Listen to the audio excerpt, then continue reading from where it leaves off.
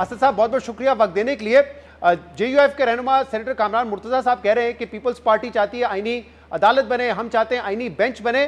P T I کا کیا نقطہ نظر ہے اس آئینی ترمیم کے حوالے سے؟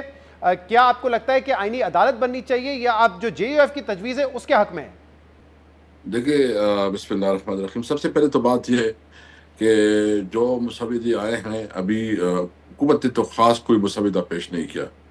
وہ تو آئیں بائیں شائیں سے کام لے رہا ہے. انہوں نے کہا کہ ہمارے یہ بھی پروپوزل ہو سکتا ہے, یہ بھی پروپوزل ہو سکتا ہے. کچھ پیپر پہ اس نے کچھ ریکمنڈیشن دی ہیں, لیکن وہ کہتے ہیں کہ ہم تھوڑا وہ کریں گے کہ پیپل پارٹی نے اپنے دیا اور مولانا نے دیا ہے. مولانا والا بہت ریزنیبل ہے. ہم نے ابھی اپنی وکلاء سے بات کی ہے اور وہ سمجھتے ہیں کہ اس میں بہت مطلب یہ نسبتاً بہتر ہمارا ڈرافٹ ہے. لیکن چونکہ میں تو ٹیکنیکل آدمی نہیں ہوں, ابھی ہم نے اس سے مشورہ کیا ہے کہ کل اس کے اوپر وہ اپنا میٹنگ کر لیں گے. جو ہمارے 4-5 سینئر وکلاء ہیں یا پارٹی لیڈرز ہیں وہ اس کے اوپر اپنا اوپینین بنائیں گے, اور پھر جو ہے نا پراپرلی اپنا جو اگر کوئی چیز سمجھتے ہیں کہ اس میں کوئی بہتری لانی ہے تو وہ پھر ہم اپنا پروپوزل مولانا صاحب کے ساتھ شیئر کریں گے. اور ہماری یہ خواہش ہے کہ ہماری اور جمعیت علماء اسلام مولانا صاحب کی ایک مشترکہ میٹنگ ہو اور اس میٹنگ میں ہم جو ہے نا چیزیں فائنل کریں. تو اس میں تو وہ تو بہت حد تک ریزنیبل ہے, لیکن بات ٹیکنیکلی ہمارے لائر نے دیکھنا ہے. وہ اس کے اوپر پراپر انپٹ دیں گے اور ہم ان کے ساتھ جو ہے نا مشترکہ طور پر کوئی موقع پہ اختیار کریں گے. اچھا, 2 بنیادی فرق ہیں. ایک تو جیسے میں نے بتایا کہ مولانا صاحب کی پارٹی کہتی ہے کہ ایک آئینی بینچ بنا لیں.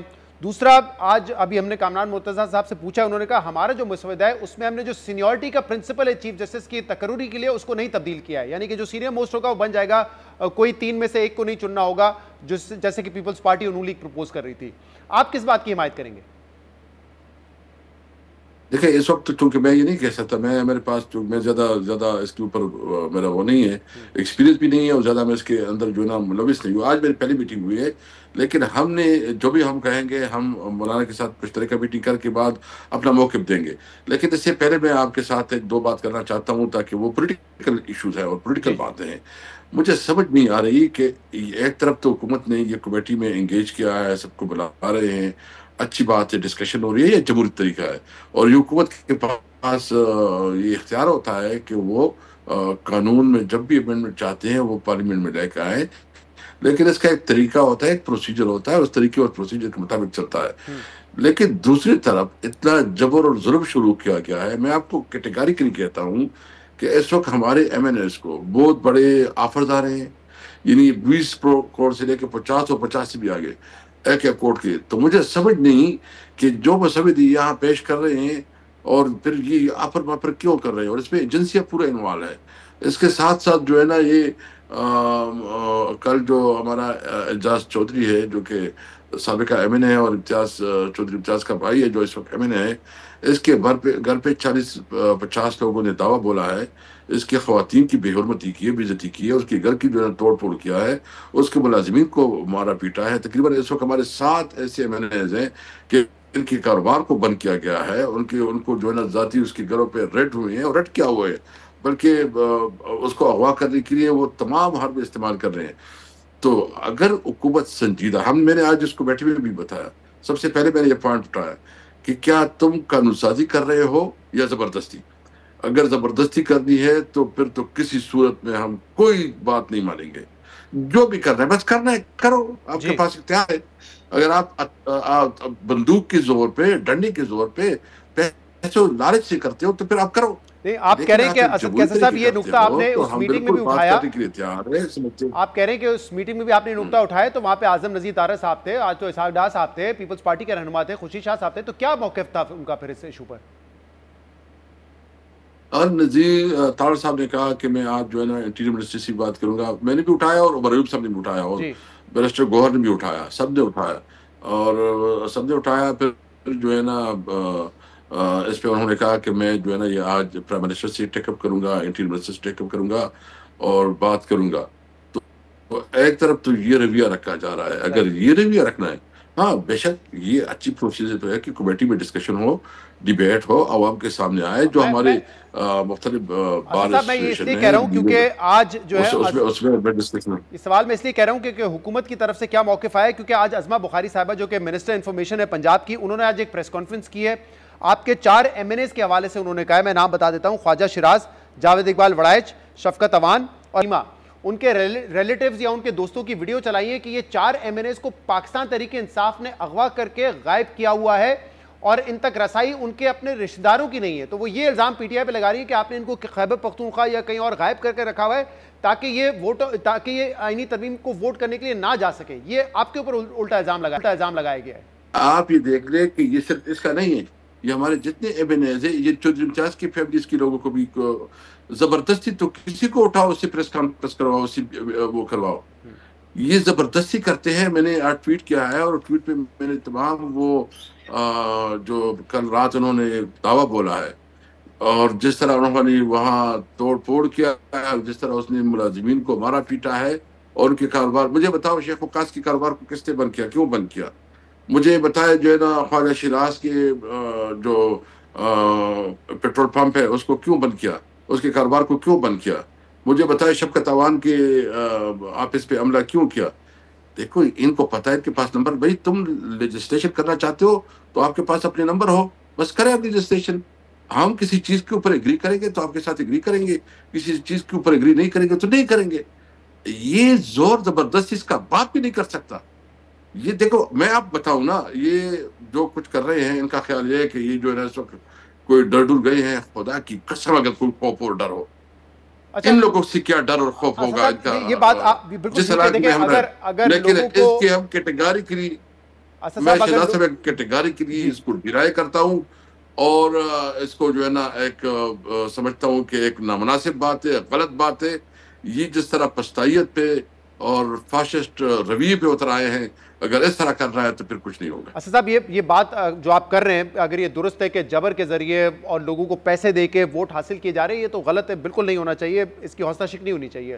لیکن دوسری طرف جیسے آپ کا شکوہ حکومت سے ہے, حکومت کا بھی شکوہ ہے آپ سے, ریاست کا شکوہ ہے آپ سے کہ 15 تاریخ کو پاکستان میں SCO ہونا ہے, بڑے بڑے ڈیلیگیشنز آئیں گے, ہیڈ آف گورنمنٹ آئیں گے, اور اس دن پاکستان تحریک انصاف نے اپنے احتجاج کا اعلان کیا ہے. اب ظاہر سی بات ہے, اب آپ کی ڈیمانڈ ہے کہ عمران خان تک رسائی دی جائے, بالکل ملنی چاہیے, جو ان کے اختیارات ہیں ان کو ملنے چاہیے. لیکن اس دن اگر آپ SCO کے دن یہ مظاہرہ کریں گے, احتجاج کریں گے, تو اس سے نقصان پھر پاکستان کا ہی ہونا ہے نا. اور خبریں تو اب یہ بھی آ رہی ہیں, آج انصار عباسی صاحب نے خبر دی ہے کہ بیرسٹر گوہر سمیت آپ کے کئی سینئر رہنما ہیں جو کہ سمجھتے ہیں کہ یہ غلط اسٹریٹجی ہے, اس دن احتجاج نہیں ہونا چاہیے. تو پھر یہ بریلینٹ آئیڈیا کس کا تھا کہ 15 تاریخ کو احتجاج ہونا چاہیے؟ دیکھیں یہ احتجاج جو ہے نا کوئی ہم نے ابھی طے نہیں کیا, ہم صرف یہ کہتے ہیں کہ اگر خان صاحب کے ساتھ ہمیں یہ ایکسیس نہیں دیتے, ہمارا تو بہت سمپل مطالبہ ہے, ہم تو کوئی بڑا مطالبہ بھی نہیں کر رہے کہ ڈاکٹر ہے ڈاکٹرز کی اس کو ایکسیس کروائی جائے, ملاقات ہو جائے, ہمیں تسلی ہو, کیونکہ ہمیں یہ شدید خدشات ہیں کہ اس کے صحت کی ایشوز ہیں, وہ ایڈریس ہو جائے, پھر ہم جو ہے نا بات کریں گے. اگر آپ اس کو جو ہے نا وہ بھی نہیں کرنے دیتے, میں سب سے پہلے تو کہتا ہوں کہ جو ہمارے مہمان ہیں, پاکستان کے مہمان ہیں, دے آر موسٹ ویلکم. ہم جو ہے نا اس کو خوش آمدید کہتے ہیں, اس کو اپریشیٹ کریں گے, کوئی ایسا کام نہیں کریں گے. لیکن جو آپ ہمیں دیوار سے لگا رہے ہو, آپ ہمارے قانونی آئینی حقوق بھی نہیں مان رہے ہو, آپ جو ہے نا پھر کوشش کر رہے ہو کہ ہمارے جو چیئرمین ہے, پارٹی کا جو لیڈر ہے, جو سب سے پاپولر لیڈر ہے, جس سے آپ زبردستی مینڈیٹ چھینا ہے, اس کے ساتھ ڈاکٹر کی رسائی بھی نہیں کرتے. کیا یہ ہمارا قانونی حق نہیں ہے؟ کیا ہمارا آئینی حق نہیں ہے؟ اچھا, میں یہاں تو ڈکلیئر کرو کہ ملک میں مارشل لا ہے. اسد کیسر صاحب, ابھی کچھ جمہوریت نہیں ہے. کچھ دیر پہلے جیل ذرائع سے یہ خبر آئی ہے کہ یہ جو باتیں کی جا رہی ہیں PTI کی طرف سے کہ بانی PTI کو سہولتیں نہیں دی جا رہی ہیں, تمام سہولتیں ان کی معطل کر دی گئی, یہ درست بات نہیں ہے. ان کو کھانا بھی ٹھیک دیا جا رہا ہے, ان کے سیل میں بجلی بھی ہے, طبی معائنے کے لیے ڈاکٹر کی رسائی بھی ان تک ہے, ان کے لیے 2 شفٹوں میں جو ہے وہ مشقتی بھی کام کر رہے ہیں. یہ تمام باتیں جیل ذرائع سے اب سامنے آئی ہے کہ کوئی تبدیلی نہیں آئی ہے جو سہولتیں ان کو مل رہی تھی ان کے حق کے مطابق. تو اس میں کیا ہے کہ ڈاکٹر کو اس کے ساتھ جو ہے نا ہمیں ابھی ہمارے جو ہے نا ہمیں شدید جو ہے نا تحفظات ہے ہمارے ڈاکٹرز کو, اس کو ایکسیس دی جائے. دیکھو ہم نہیں چاہتے, میں آپ کو کیٹیگری آفیشلی کہتا ہوں, آپ کو ہم کسی طور پر نہیں چاہتے کہ احتجاج ہو. لیکن اگر آپ ہمیں مجبور کریں گے تو ہمارے پاس راستہ کیا رہ جاتا ہے؟ آپ ہمیں, میں اب کہتا ہوں گورنمنٹ کو کہ وہ سنجیدگی کا مظاہرہ کرے. ہمارا جو بنیادی مطالبہ ہے کہ نمبر 1 مطالبہ ہمارا یہ ہے کہ جو یہ کریک ڈاؤنز کر رہے ہیں اور ہمارے ایم این ایس کو جو ہے نا یہ زور اور زر سے، زبردستی سے، ڈنڈے سے، بندوق سے جو ہے نا اس کو ووٹ کے لیے مجبور کرے، بند کرے اس کو. اور دوسرا جو آپ کر رہے ہیں کہ آپ پیسے کی لالچ سے کر رہے ہیں، بند کریں اس کو. آپ جمہوری طریقوں کو رہنے دیں. ہم دیکھیں گے، جو ہم بالکل قانون سازی کے خلاف نہیں ہیں. آپ لوگوں نے ہاؤس پر دھاوا بولا، ان کو اریسٹ کرنے کی کوشش کی، بڑے بڑے دعوے کیے گئے، لیکن اس کے بعد ہم نے دیکھا اگلے دن محسن نقوی صاحب جو ہیں وہ علی امین گڈھا پور کے ساتھ بیٹھ کے پریس کانفرنس کر رہے تھے پی ٹی ایم والے معاملے پہ، جرگا والے ایشو پر. یہاں آپ لوگ بیٹھے ہوئے ایک کمیٹی میں اور آپ لوگ گفتگو شنید کر رہے ہیں آئینی ترمیم کے حوالے سے.